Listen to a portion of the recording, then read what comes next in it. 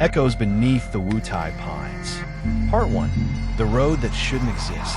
They said Wutai Village didn't exist on any map. I went anyway. I came with a camera and a stubborn, professional curiosity, an itch for places forgotten by roads and phone signals. The taxi driver dropped me at a bend where asphalt turned to mud and would go no further. Past here the mountain keeps names, he said, not meeting my eyes. I should have left then. Instead, I tightened my pack and walked into the pines. The trail was a thread through trunks that rose like black columns into fog. Roots knotted over stones and grabbed at my ankles. Moss tried to steal my boots. Sometimes the path would be neat, cut stones laid in a careful hand. Sometimes it vanished entirely into loam. The needle-scented air sat thick and cold in my lungs. At dusk, through the mist, I found a gate. 2 weathered stone lions and a rotting arch where flaking red paint still clung to the characters of Wutai Village. A bell tolled somewhere inside, slow and wrong, like someone hitting a pot underwater. When I took my camera up, the shutter felt suddenly loud, an intrusion. Beneath the bell, under the hum of the trees, I thought I heard a child humming a tune small and sweet. It was a sound that caught in the ribs. Part 2. The House of Ash and Smoke. Most houses were empty, their paper windows torn, their courtyards leaning back into wild. One hut still had a fire. I pushed the low door and found an old woman sitting by a clay hearth, a thin blue flame licking a pot. "You shouldn't be here," she said without looking. She called herself Madam He. Blind eyes, a lined face like river bark, small hands that moved with knowledge of every corner of the room. Her walls were hung with red talismans. Photographs lined a shelf. Faces in every frame deliberately scratched out.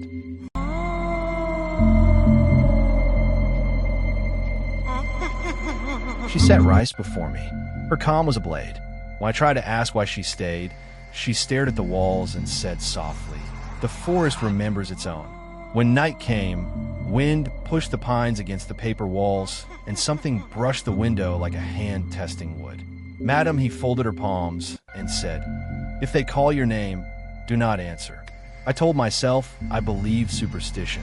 Then I heard humming under the scrape of branches, tinny, thin.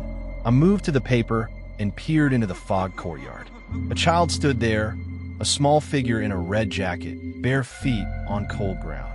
The face was too pale, the eyes too deep. He turned his head far too far and smiled, a grin that never reached those hollow eyes. Where he stepped, the mist swallowed him. The humming stopped like a thread cut. Part 3. The Child in the Pines. Morning came with the fog still heavy. Madam, he was busy with herbs, her lips moving to names I could not catch. "You saw one," she said when I emerged. "They put on the faces they loved. Children are easiest to borrow." She said it without flourish. She said it as one might say the sky is blue, simple and remorseless. I walked the lane to the old well. The rim was slimed with moss. Down in the water, something moved, a pale suggestion of faces just beneath the surface. I recoiled and then leaned again. Curiosity is a foolish animal. The humming drew me into the pines. The trunks closed like a throat. Light inside the trees was a green that seemed to taste metal. The boy sat between 2 roots, the red jacket loose at the sleeves, toes dug into earth he did not belong to. "You took long," he said. "I don't know you," I said. "You promised," he whispered. "You promised you would come back." His jaw flexed. The skin at his temples cracked faintly like old paint. Around him the pines seemed to hum.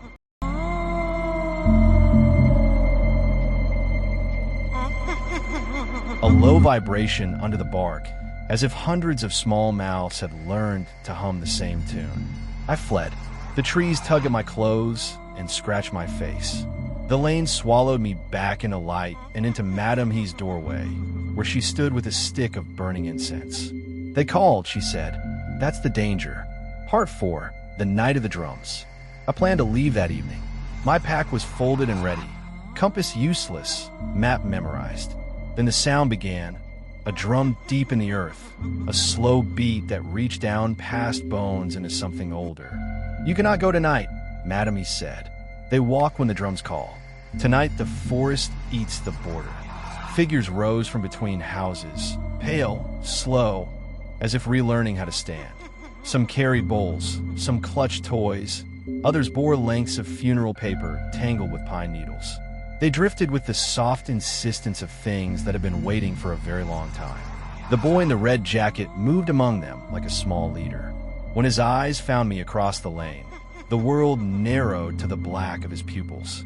"Why do you still breathe?" he asked, voice close as cold wind. Every path I tried led me back to the gate, to the well, to the same looping street. The pines leaned inward. Windows rattled. Doors thumped as if pushed from within. The procession hummed. The village's heartbeat slowed and slowed until waiting for the next drum hit was worse than the sound itself. Madam, he lit more incense and drew salt in a shallow circle at her threshold. "Do not sleep," she warned. They entered the sleeping place first. I watched the faces of those who passed. Some were perfect memories, a grandmother's laugh, a boy's missing tooth. Others were wrong. Holes where features ought to be, mouths stitched closed, eyes drawn like charcoal. The procession moved on and on, the drums unending.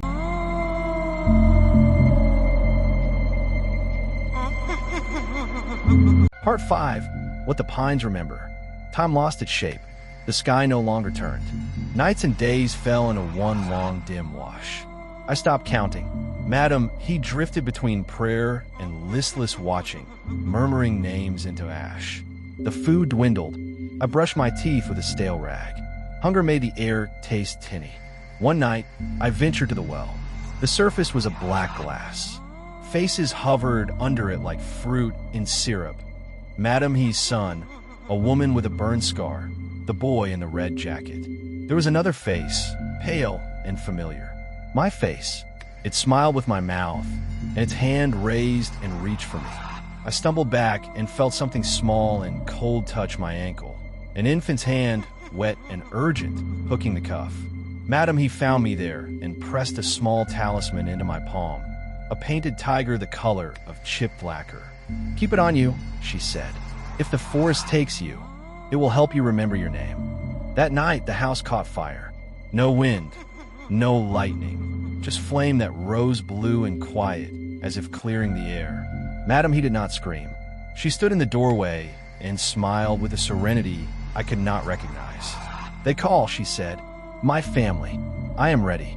She walked into the trees, the red cord on her wrist glowing and then vanishing in a mist. The fire took the timbers. Ash hung like slow snow in the lane. The tiger charm sat uncharred in the ash by my boot.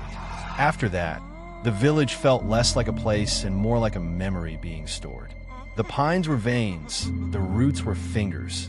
Sometimes the boy tapped a small drum in the lane. Sometimes Madam He's voice rose on a thread and faded. Sometimes I felt my own name fold into the hum of needles. I tried to leave once more.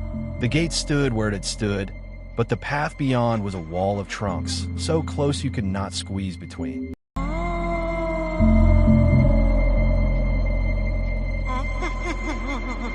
The world had learned to turn me back. When I pressed my palm to a lion's flank, resin smeared onto my skin, warm and thick. The faces in the well sometimes called my childhood nickname, sometimes spoke my mother's voice. Sometimes a face I did not recognize would say, "Come home." The charm bit my palm until the paint rubbed away. I began to forget the exact shape of morning. I began to dream I was rooted, planted deep and patient. When I woke, my hands were calloused, as if I had been clinging to bark for years. One dusk, thin and indifferent, the boy in the red jacket came to my steps and tapped his little drum, slow as the earth. "Do you remember?" he asked. I could not say yes or no with honesty. I only pressed the charm into my mouth until the painted lacquer left a bitter dust on my tongue. "I remember," I said, "but memory here is a kind of hunger. It cheats." He smiled like a child and like the forest both. Around us the pines bent inward, listening for an answer. Epilogue, the photographer's note fragment. July 3rd, coordinates approximated. The road is wrong. The village is wrong. Madam, he says the pines keep a ledger of names. I should have left. July? The boy hums a song I may have taught him. Faces below the well know my laugh. The tiger charm tastes of ash. If you find this, do not follow the humming between the pines. Do not answer when they call your secret name. When they speak the name your mother used to say to pull you in, it is already too late.